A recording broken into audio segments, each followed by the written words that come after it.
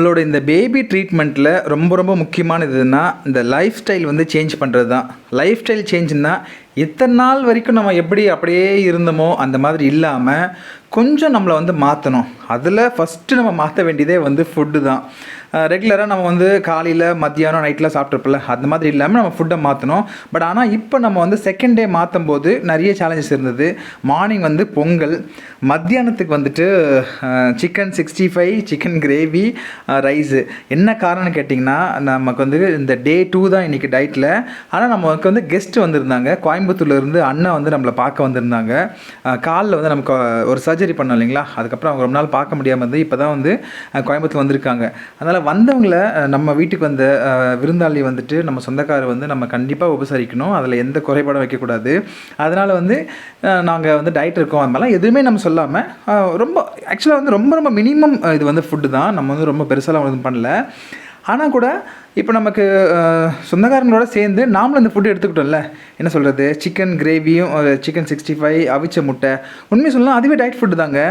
ரொம்ப அளவாக கம்மியான குவான்டிட்டி நம்ம சாப்பிட்றல அதுதான் டயட்டு.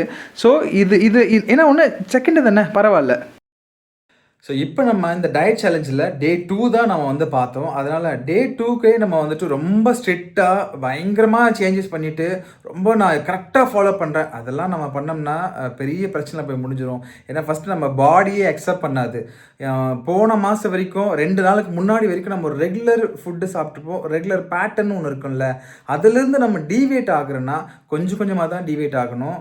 டக்குன்னு நம்ம வந்து ஒரு மொத்தமாக நம்ம வந்து மாறுறோன்னு சொன்னோம்னா பாடி அக்செப்ட் பண்ணாது, பிரெயினும் அக்செப்ட் பண்ணாது, மென்டலி எஃபெக்ட் ஆகும், பாடிலையும் சில நேரத்தில் வந்து ஏதாவது ஒரு கொலாப்ஸ் நம்ம காமிக்கும். அதனால் டே 2 தானே, ஒன்றும் பிரச்சனை இல்லை.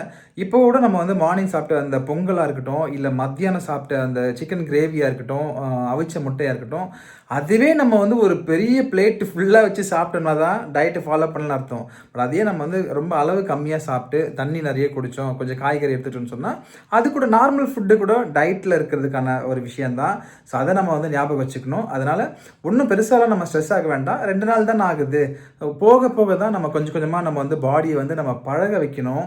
எந்த அளவுக்கு நம்ம வந்து டயட் ஃபுட்டு வந்து நம்ம பாடி அக்செப்ட் பண்ணுதுன்றதுக்காக ஒரேடியாக மாற்ற வேண்டாம். ஸோ கண்டிப்பாக நம்ம சேனலோட நீங்கள் அப்படியே தொடர்ந்து இருங்க.